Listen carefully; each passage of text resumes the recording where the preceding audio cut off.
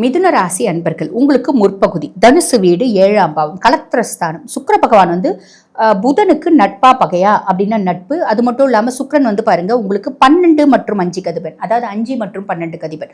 பூர்வ புண்ணியஸ்தானம் புத்திரஸ்தானம் அதுக்கும் அவன் தான் அதிபன். அதே மாதிரி அயன சயன போஜன மோட்ச விரயஸ்தானம் அதுக்கும் அவன் தான் அதிபன். இப்ப சுக்கிரன் 7ஆம் பாவம் கலத்திரஸ்தானத்துல சுக்கிரன்.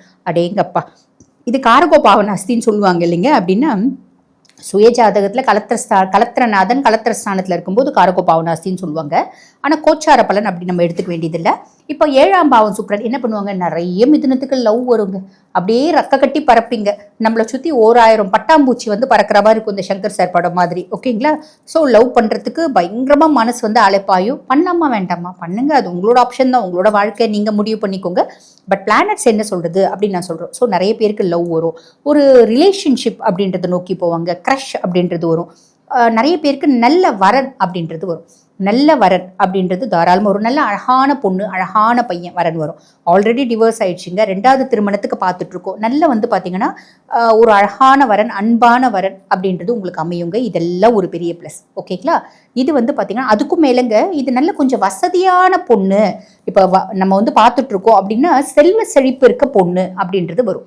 இப்போ நீங்கள் பொண்ணாக இருக்கீங்க அப்படின்னா நல்ல வசதியான பையன் அப்படின்றது வரும். இதுதான் சுக்கிரன் கொடுக்கக்கூடிய பலன்கள். நம்மளோட கணவர் மூலியமாவோ நம்மளோட மனைவி மூலியமாவோ அதிர்ஷ்டம், காசு, வசதி, நிம்மதி, சந்தோஷம் எல்லாமே வரும். சரிங்க, இது நீங்கள் இப்போ திருமணம் ஆக போகிறவங்களுக்கு சொல்லிட்டீங்க. நாங்கள் ஆல்ரெடி திருமணம் ஆகியிருக்கோம், எங்களுக்கு என்ன அப்படின்னா மனைவி வழி நம்மளுக்கு தனப்பிராப்தி அப்படின்றது வரத்துக்கு உண்டு. நீங்கள் மிதுனராசி ஜென்னா இருக்கீங்க அப்படின்னா 7ல் சுக்கிரன் என்ன பண்ணுவான், மனைவி வழி தனப்பிராப்தி கொடுப்பான். அடமே நீங்கள் வேறம்மா, எங்கள் ஒய்ஃப் ஹவுஸ் ஒய்ஃபுங்க, அவங்களுக்கு எப்படிங்க வரும்? உங்கள் ஒய்ஃப்க்குன்னு ஏதாவது ஒரு 2 சென்ட் இடமானா கூட இருக்கலாம். அந்த 2 சென்ட் இடத்த அவங்க வீட்டில் பார்த்தீங்கன்னா இப்போ வியாபாரம் பண்ணலாம். அதில் நம்ம பொண்ணுக்கு அப்படின்னு கொஞ்சம் அமௌண்ட் கொடுக்கலாம். அந்த தனப்பிராப்தி அப்படின்றது 10,000 ரூபானா இருக்கலாம், 10 லட்சமானா இருக்கலாம், 10 கோடியானா இருக்கலாம். ஆனால் மனைவி வழி வரும். நீங்கள் பெண்ணாக இருக்கீங்க அப்படின்னா கணவன் வழி வரும். கணவன் வழி எப்படி வரும்? நான் சொன்ன மாதிரி சொத்து பத்து இருக்கலாம், இல்லைன்னா அவருக்கு வேலையில் ஒரு ப்ரமோஷன் இன்க்ரிமெண்ட் அதனால் வரலாம். ஓகேங்களா?